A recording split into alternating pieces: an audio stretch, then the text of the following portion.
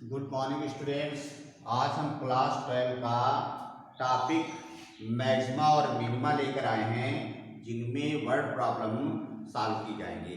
जो question word problem वाले हैं वो सभी क्वेश्चन इस वीडियो में सॉल्व किए जाएंगे और परीक्षा के दृष्टिकोण से ये क्वेश्चन बहुत ही इम्पॉर्टेंट हैं। यूपी बोर्ड एग्जाम में यह क्वेश्चन 8 नंबर का आता है। देखिए इसमें क्वेश्चन नंबर 20 दिया गया है, एक्सरसाइज 6.5। एक्सरसाइज 6.5 का क्वेश्चन नंबर 20। क्वेश्चन कहता है कि सिद्ध कीजिए कि प्रदत्त पृष्ठ एवं महत्तम आयतन। पृष्ठ दिया गया है और आयतन महत्तम है।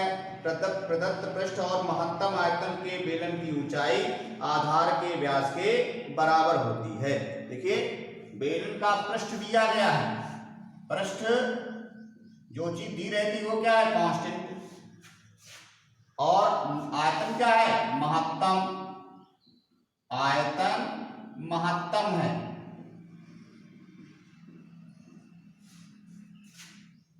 क्वेश्चन ये कहा गया है कि प्रदत्त पृष्ठ और महत्तम आयतन के बेलन की ऊंचाई सिद्ध करना है। प्रदत्त पृष्ठ और महत्तम आयतन के बेलन की ऊंचाई आधार के व्यास के बराबर होगी। एक कोई बेलन है इस प्रकार से,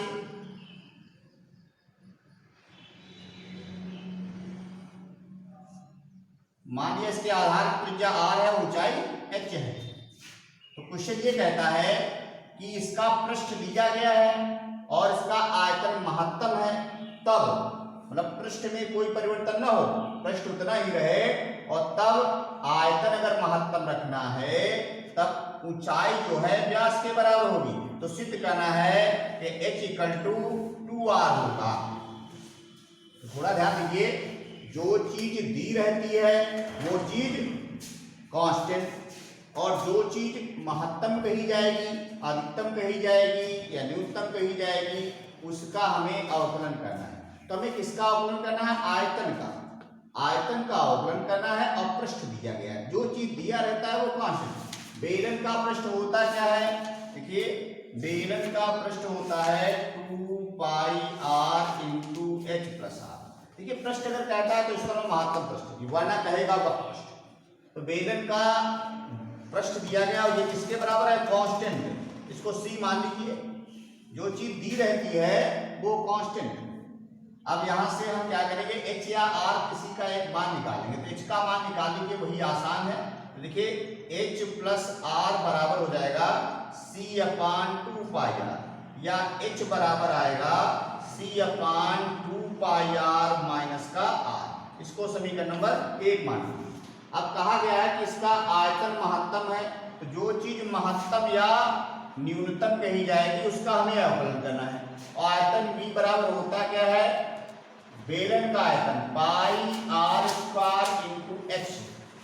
अब हमें करना क्या है? इसका या तो r के सापेक्ष अवकलन करेंगे या h के सापेक्ष अवकलन करेंगे। तो इसके लिए अगर हम r के सापेक्ष अवकलन करें तो इसमें से h हटा लें, अगर h के सापेक्ष अवकलन करेंगे तो r हटा लेंगे। तो h हटा लीजिए, इसमें h का मान हमें पता है c/2πr -r। तो यहां से आएगा πr² ×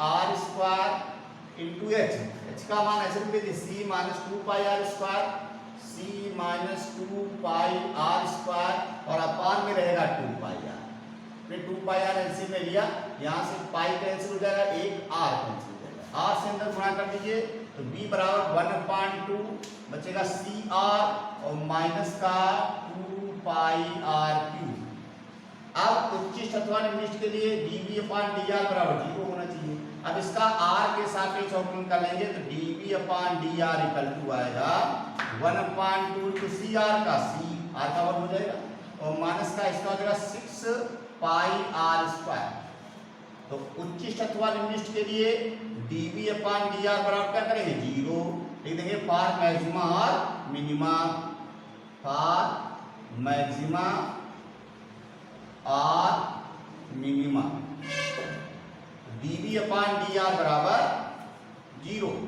तो यहां से बचेगा 6πr² = c, या r बराबर हो जाएगा √c/6π। आर की वैल्यू निकल आई। अब हमें निकालना है, हमें सिद्ध करना है कि आयतन अगर महत्तम है तो h बराबर 2r होगा। तो ये भी दिखा दीजिए कि r बराबर इतने पर आयतन महत्तम है कि नहीं महत्तम है। तो इसके लिए d2v/dr² निकालेंगे तो 1/2 लिखा रहेगा और इसका मान हो जाएगा माइनस का 12 पाई r। अब r का मान कुछ भी रखो, ये लेस देन 0 रहेगा। अतः आयतन महत्तम है। और जब आयतन महत्तम है तब सिद्ध कर देना है h बराबर 2r। तो देखिए इधर हमें r का मान पता चल गया और h बराबर है क्या, h बराबर है c माइनस 2 पाई r स्क्वायर। यहाँ देखिए 2 पाई r ऐसे लेंगे तो c माइनस 2 पाई r स्क्वायर अपान 2 पाई r। और देखिए c बराबर 6, c के स्थान पर 6 पाई r स्क्वायर रख दे तो h इक्वल टू c के स्थान पर 6 पाई r स्क्वायर माइनस 2 पाई r स्क्वायर अपान में 2 पाई r। यहाँ से h बराबर आएगा 4 पाई r स्क्वायर अपान 2 पाई r। एक पाई कैंसिल, एक r कैंसिल, 2 दूनी 4। तो h बराबर आएगा 2r। यही हमको सिद्ध करना है कि अगर बेलन का आयतन महत्तम है तो बेलन की ऊंचाई आधार के व्यास के बराबर होगी। देखिए क्वेश्चन नंबर 22 एक्सरसाइज 6.5 कहा गया है कि एक 28 सेंटीमीटर लंबे तार को 2 टुकड़ों में तोड़ा गया। एक 28 सेंटीमीटर लंबे तार को 2 टुकड़ों में तोड़ा गया या 2 भागों में तोड़ा गया और पहले टुकड़े से एक वर्ग बनाया गया और दूसरे टुकड़े से एक वृत्त बनाया गया। एक लंबा सा तार था, उस तार के 2 भाग कर लिए गए। एक भाग को वृत्त के रूप में मोड़ दिया गोल और एक को वर्ग के रूप में मोड़ दिया। और कहा गया है कि इन दोनों जो टुकड़े काटे गए हैं, 2 टुकड़े किए गए तार के, तो उन टुकड़ों की क्या लंबाई होनी चाहिए कि उससे एक वृत्त बनाए और एक से वर्ग बनाए और दोनों का जो सम्मिलित क्षेत्रफल है वो न्यूनतम होना चाहिए। हम क्या करेंगे, एक कोई 28 सेंटीमीटर लंबाई का एक तार का टुकड़ा था, उसको 2 भागों में तोड़ दिया गया। एक भाग से वर्ग बना दिया गया, एक भाग से वृत्त बना दिया गया और दोनों की लंबाई कितनी होगी, जो 2 टुकड़े किए गए हैं हमें वो लंबाई ज्ञात करनी है। और ये कहा गया है कि जो वर्ग और वृत्त बनेगा उन टुकड़ों से, उनका जो सम्मिलित क्षेत्रफल होगा वो न्यूनतम होगा। तो हमें जो चीज न्यूनतम या अधिकतम कही जाएगी उसका अवकलन करना है।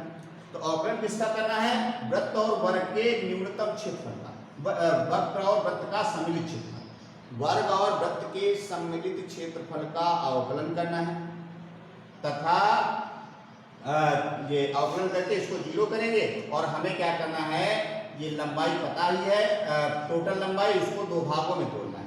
तो देखिए 28 सेंटीमीटर लंबा तार था, 28 सेंटीमीटर लंबे तार को मान लिया पहले भाग की लंबाई x है, माना पहले भाग या एक भाग माना एक भाग की लंबाई बराबर x सेंटीमीटर।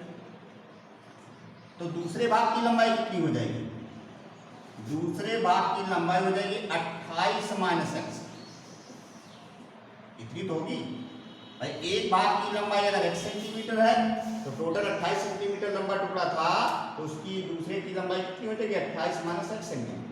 और कहा गया एक से एक वर्ग बनाया गया है और एक टुकड़े से वृत्त बनाया गया। किसी से वर्ग बना लीजिए, किसी से वृत्त बना लें।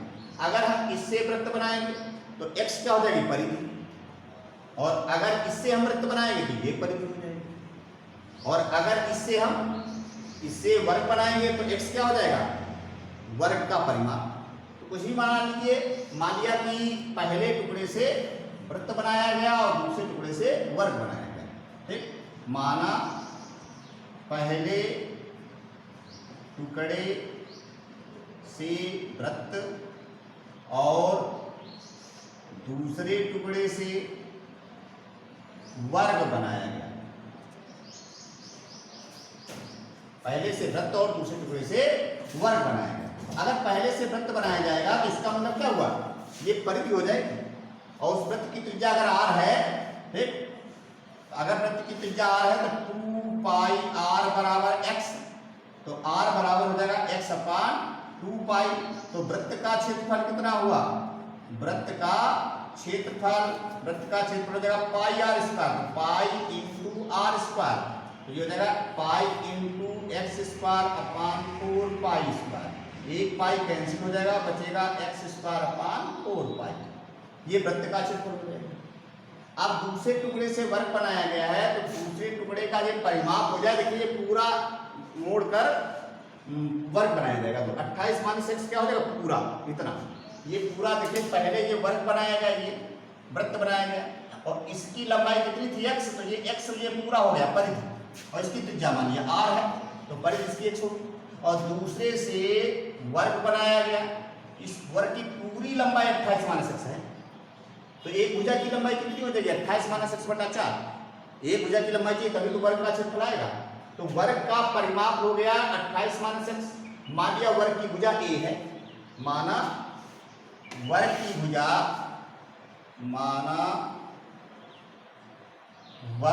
भुजा, बराबर a। तो यहां से 4a बराबर हो जाएगा 28 माइनस x। तो a बराबर आएगा 28 माइनस x बटा 4। तो वर्ग का क्षेत्रफल कितना हो जाएगा? भुजा का स्क्वायर, तो 28 माइनस x बटा 4 का होल स्क्वायर। और क्वेश्चन ये कहा गया है कि वर्ग का क्षेत्रफल और वृत्त का क्षेत्रफल का योग, इनका सम्मिलित क्षेत्रफल न्यूनतम है। तो जो चीज अधिकतम या न्यूनतम कही जाएगी उसका हमें अवकलन करना है। तो दोनों का सम्मिलित क्षेत्रफल निकालें। तो दोनों का सम्मिलित क्षेत्रफल मान लिया a है, तो सम्मिलित क्षेत्रफल क्या हो जाएगा? वृत्त का क्षेत्रफल प्लस वर्ग का क्षेत्रफल। तो वृत्त का क्षेत्रफल है एक्स स्क्वायर अपान 4 पाई, और प्लस वर्ग का क्षेत्रफल है 28 माइनस एक्स का होल स्क्वायर बटा 16। अब इसका अवकलन करेंगे dA अपान dx। dA अपान dx हो जाएगा 2x अपान 4 पाई एक्स स्क्वायर का 2 हो जाएगा। इसका हो जाएगा माइनस का 28 माइनस एक्स स्क्वायर का 2 into 28 minus x. 28 minus x का फिर से करेंगे तो माइनस 1 हो जाएगा। तो 2 इंटू 28 माइनस एक्स माइनस का, और बटे में 16, 2 8 16, और इसमें इससे मिल जाएगा 8 पाई। ऊपर क्या बचेगा? 4 दूनी 8, 4x, और माइनस का यहां से बचेगा 8 कैंसिल हो जाएगा, तो माइनस का 28 पाई, और प्लस का बचेगा पाई x। इसको सरल करें तो ये बचेगा 4 plus pi into x, minus का 28 पाई और बटा 8 पाई। यह आया dA अपान dx। अब उच्चिष्ट अथवा निम्निष्ट के लिए फार मैक्सिमा और मिनिमा, dA अपान dx बराबर 0। इसको जब 0 करेंगे तो ये आएगा 4 plus pi into x, 4 plus pi into x, और माइनस का 28 पाई, और बराबर 0 आ जाएगा। 8 पाई 0 में चला जाएगा, बराबर 0। तो यहां से आएगा x बराबर 28 पाई बटा 4 प्लस पाई। x का माना था एक टुकड़े की लंबाई कितनी आ गई, तो दूसरे टुकड़े की लंबाई कितनी हो जाएगी? दूसरे टुकड़े की लंबाई है 28 माइनस एक्स, तो 28 माइनस 28 पाई, और बटे में 4 प्लस पाई। एलसीएम लेंगे 4 प्लस पाई, तो ऊपर बचेगा 28 चक्कू 4 8 32, और 4 दूनी 8 3 11, 112 पाई, और प्लस 28 पाई माइनस 28 पाई, ये कैंसिल हो जाएगा, तो बचेगा 112 पाई, और बटे में आएगा 4 प्लस पाई। ये दूसरे टुकड़े की लंबाई हो जाएगी। देखिए दोनों टुकड़ों की लंबाइयां तो आ गई, लेकिन हमको ये भी दिखाना है कि इसका जो क्षेत्रफल होगा वो न्यूनतम है। उत्तर आ गया। पहले टुकड़े की लंबाई ये हो गई, दूसरे टुकड़े की लंबाई ये हो गई।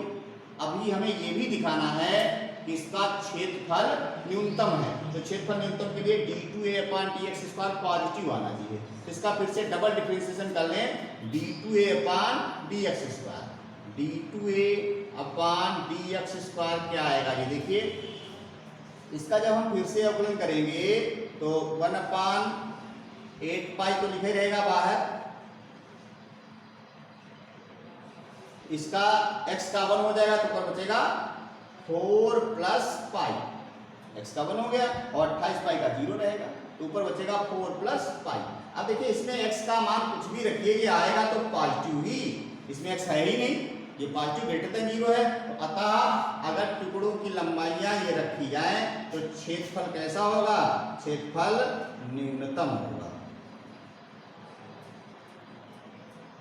अर्थात अगर हम कोई एक टुकड़ा लें जिसकी लंबाई 28 सेंटीमीटर है, उसको दो भागों में काटें, एक भाग से एक वर्ग बनाएं, वर्ग, और एक भाग से एक वृत्त बनाएं, और तब हमें उन टुकड़ों की लंबाइयां ज्ञात करनी है, जबकि हमें पता है कि वर्ग और वृत्त का जो सम्मिलित क्षेत्रफल होगा वो न्यूनतम है। तो जो चीज अधिकतम या न्यूनतम कही जाएगी हमें उसका अवकलन करना है। तो इसके लिए हमें क्या करना है, वर्ग और वृत्त का सम्मिलित क्षेत्रफल निकालना है। वर्ग का क्षेत्रफल चाहिए और वृत्त का क्षेत्रफल चाहिए। वर्ग का क्षेत्रफल निकालने के लिए हमें क्या चाहिए, वर्ग की भुजा, और वृत्त का क्षेत्रफल निकालने के लिए हमें क्या चाहिए, वृत्त की त्रिज्या। अब इसके लिए ये कहा गया है कि लंबाई 28 सेंटीमीटर है, तो मान लिया उसको जो दो भागों में तोड़ा गया है, इसमें एक भाग की लंबाई x है तो दूसरे भाग की लंबाई अपने आप से 28 माइनस x सेंटीमीटर होगी। अब किसी से वर्ग बनाइए, किसी से भी वृत्त बनाइए। मान लिया हमने इससे वृत्त बनाया है जिसकी लंबाई, जिस टुकड़े की लंबाई कितनी है, x सेंटीमीटर, तो उससे हमने वृत्त बनाया। तो x सेंटीमीटर लंबाई टुकड़ा था, उसको वृत्त में मोड़ दिया, तो उससे क्या होगा, जो x सेंटीमीटर लंबाई थी वो वृत्त की परिधि हो जाएगी। और जिससे वो, जिस टुकड़े से वो वृत्त बना, मान लिया उस वृत्त की त्रिज्या r है, तो परिधि कितनी हो जाएगी उसकी, 2πr, और 2πr किसके बराबर हो जाएगा, x के बराबर। तो उससे हम क्या करेंगे, वृत्त की त्रिज्या निकालेंगे। तो जब वृत्त की त्रिज्या निकल आई r, तो वृत्त का क्षेत्रफल निकल आएगा। वृत्त का क्षेत्रफल होता है πr, तो वृत्त का क्षेत्रफल निकल आया। अब हमें वर्ग का क्षेत्रफल निकालना है। तो जो दूसरा टुकड़ा था जिसकी लंबाई 28 माइनस x सेंटीमीटर थी, उससे हमने क्या किया, एक वर्ग बनाया। तो ये सब मिलके कितना हो जाएगा, 28 माइनस x। ये टोटल 28 माइनस x होगा चारों भुजाओं का योग। अर्थात वर्ग का जो परिमाप होगा वो 28 सेंटीमीटर, 28 माइनस x। वर्ग का परिमाप होता क्या है, 4 इंटू भुजा, तो 4 इंटू भुजा बराबर 28 माइनस x। इससे वर्ग की भुजा पता चल गई। अब वर्ग का क्षेत्रफल निकालेंगे और वृत्त का क्षेत्रफल, वृत्त का क्षेत्रफल पता, वर्ग का क्षेत्रफल क्या होता है, भुजा का स्क्वायर। दोनों का सम्मिलित क्षेत्रफल कितना हुआ, वृत्त का क्षेत्रफल और प्लस वर्ग का क्षेत्रफल। अब क्वेश्चन ये कहा गया है कि जो सम्मिलित क्षेत्रफल है वो न्यूनतम है, तो जो चीज न्यूनतम या अधिकतम होगी उसका अवकलन किया जाएगा। तो इधर अगर x है तो x के सापेक्ष कर दो, इधर r है तो r के सापेक्ष कर दीजिए, h है तो h के सापेक्ष करिए, जो भी वेरिएबल हो। ठीक, अब यहाँ पे x के सापेक्ष अवकलन करेंगे तो dA/dx इतना आया। उच्चिष्ट अथवा निम्निष्ठ के लिए dA/dx बराबर 0 होता है। इसको जब 0 करेंगे तो x का मान निकल आएगा। एक टुकड़े की लंबाई निकल आई, दूसरे टुकड़े की लंबाई 28 से घटा दीजिए, तो उत्तर तो आ गया, दोनों टुकड़ों की लंबाइयां आ गई। लेकिन अभी हमको ये भी दिखाना है कि वर्ग जो सम्मिलित क्षेत्रफल है वो न्यूनतम है। तो सम्मिलित क्षेत्रफल न्यूनतम कब होगा, कोई चीज न्यूनतम कब होती है, जब उसका डबल डिफरेंशिएशन पॉजिटिव आए। तो इसका डबल डिफरेंशिएशन किया dA/dx का, फिर से अवकलन करेंगे तो 1/8 पाई तो बाहर रहेगा और x का 1 हो जाएगा, तो क्या बचेगा 4 प्लस पाई, और 28 पाई का 0, तो केवल 4 प्लस पाई/8 पाई इतना रहेगा। 4 प्लस पाई/8 पाई। इसमें x है ही नहीं, कुछ भी मान x का रखेंगे तो यहाँ कुछ प्रभाव पड़ेगा नहीं। और देखिए ये संख्या क्या है, 0 से बड़ी है भाई, पाई का मान भी 0 से बड़ा होता है, सब प्लस में लिखा है। ठीक, तो ये पूरी संख्या क्या है, 0 से बड़ी है। तो इसका मतलब संयुक्त क्षेत्रफल जो है वो न्यूनतम है। और जब संयुक्त क्षेत्रफल न्यूनतम है तो भुजाओं की लंबाई कौन कौन सी हो जाएगी, एक ये हो जाएगी और एक ये हो जाएगी। देखिए एक्सरसाइज 6.5 का क्वेश्चन नंबर 23 बहुत इंपॉर्टेंट क्वेश्चन है। ये क्वेश्चन ये दिया गया है कि कैपिटल R त्रिज्या के गोले के अंतर्गत, देखिए कैपिटल R त्रिज्या का जो गोला है, तो गोला तो कांस्टेंट है, गोले को घटा बढ़ा नहीं सकते। गोले की त्रिज्या कैपिटल R कांस्टेंट, तो कहता है इस गोले के अंतर्गत विशालतम शंकु, विशालतम शंकु मतलब बड़े से बड़ा शंकु अर्थात जिसका आयतन सबसे ज्यादा हो। तो यहाँ पे शंकु का आयतन, विशालतम मतलब शंकु का आयतन महत्तम दिया गया।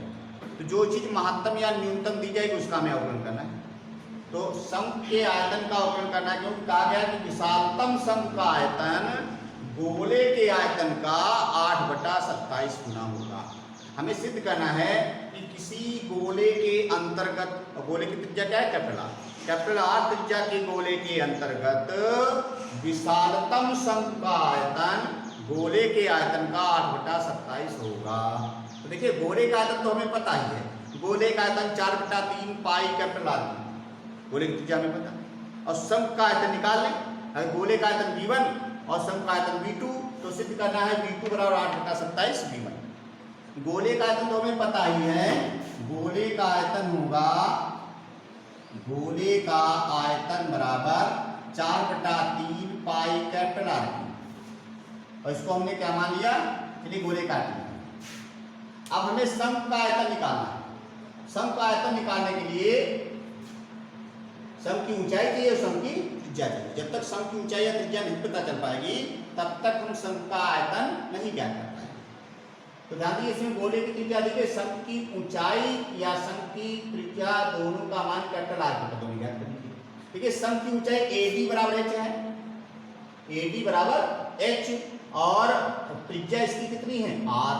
तो हमें त्रिज्या या r का मान निकालना। देखिए इतना तो हो गया r, कैपिटल R, कितना? OA, OA बराबर कैपिटल R हुआ। अगर OD और पता चल जाए तो इसकी त्रिज्या, हमें इसकी ऊंचाई पता चल जाएगी। तो OD निकालने के लिए देखिए यहां से यहां तक की ये त्रिज्या है इसकी R, और OD निकालेंगे, OD का मान कितना होगा? इस त्रिभुज ODB से, त्रिभुज ODB में, इसमें देखिए OD square plus small r square equal to capital R square, ऐसा हो जाएगा। तो OD स्क्वायर कितना आएगा? OD स्क्वायर इक्वल टू आएगा capital R square minus R square, ऐसा होगा। OD इतना capital R square minus R square होगा। और हमें क्या चाहिए? AD, तो OD बराबर आएगा under root capital R square minus small square. तो AD क्या है? H है, AD बराबर हो जाएगा कैपिटल R इतना और प्लस OD। AD बराबर होगा AO और प्लस OD। AO का मान कितना है? AO का मान है कैपिटल R, और प्लस OD का मान है under root R square minus R square. ये आ गया AD, और AD है क्या? H। तो शंकु की ऊंचाई हमको पता चल गई R plus under root R square minus R square. शंकु की ऊंचाई पता, शंकु की त्रिज्या स्मॉल r है, तो शंकु का आयतन कितना हुआ? शंकु का आयतन ये हो जाएगा V बराबर 1/3 पाई R स्क्वायर H। तो V बराबर 1/3 pi R square into H। H का मान ये है capital R plus under root R square minus R square, ये तो है। अंदर गुणा कर दीजिए, तो यहां से आएगा V बराबर 1/3 pi capital R square into R, और plus 1/3 pi R square under root R square minus R square. अब हम क्या करेंगे? इसका अवकलन करेंगे R के सापेक्ष। इसका R के सापेक्ष अवकलन कर लीजिए। तो इतना लिखा रहने दीजिए, इसको पहला फंक्शन मान लेंगे, इसको दूसरा फंक्शन मान लेंगे।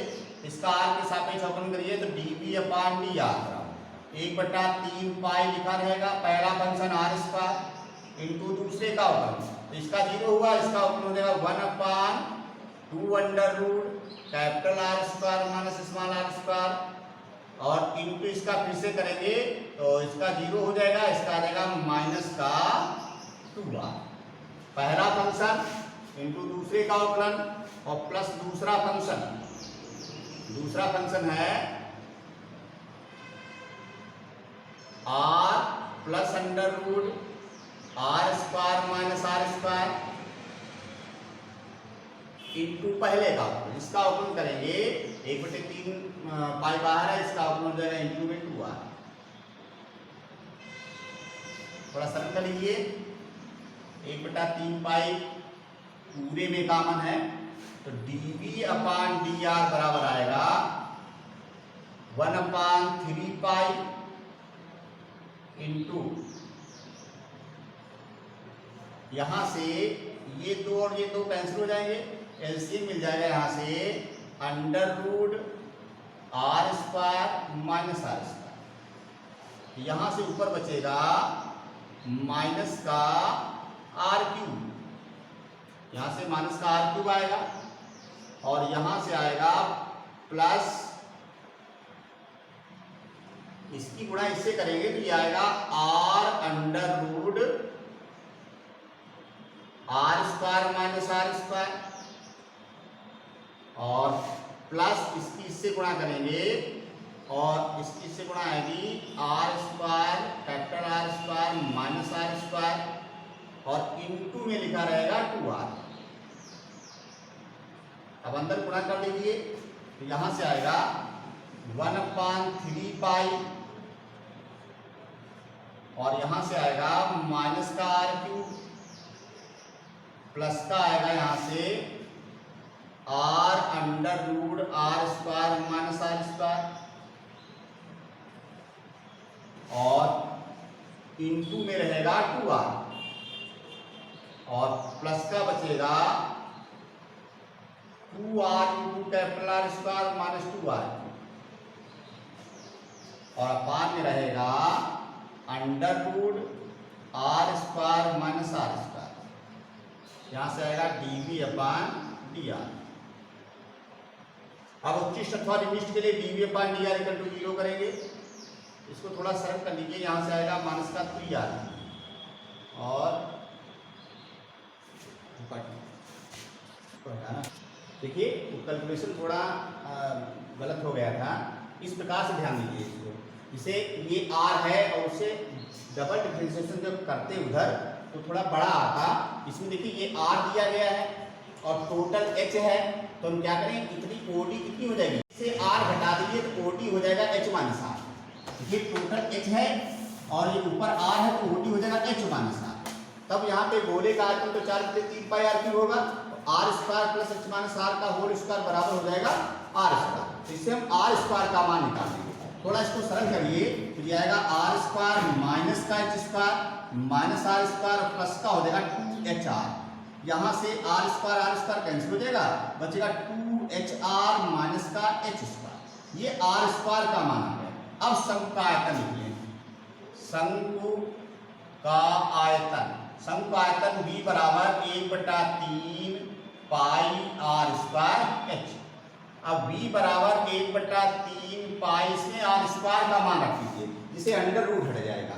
आर स्क्वायर का मान कितना है, 2hr minus h square. R square का मान 2hr 2h into capital R और माइनस h स्क्वायर और इंटू h रहेगा, pi R square into h। अब h से अंदर गुणा कर दीजिए तो b बराबर आएगा 1/3 पाई इंटू यहाँ से आएगा 2h स्क्वायर इंटू r और माइनस का h क्यूब। अब इसका अवकलन करेंगे h के सापेक्ष dv अपान dh, तो 1/3 पाई लिखा रहेगा। इसका अवकलन करेंगे तो h स्क्वायर का हो जाएगा 2h, तो 4hr r तो कांस्टेंट रहेगा, इसका हो जाएगा माइनस का 3h स्क्वायर। अब उच्चिष्ट अथवा निम्निष्ट के लिए फॉर मैक्सिमा और minima dv upon dh equal to 0, तो यहाँ बचेगा 4hr minus 3h square equal to 0।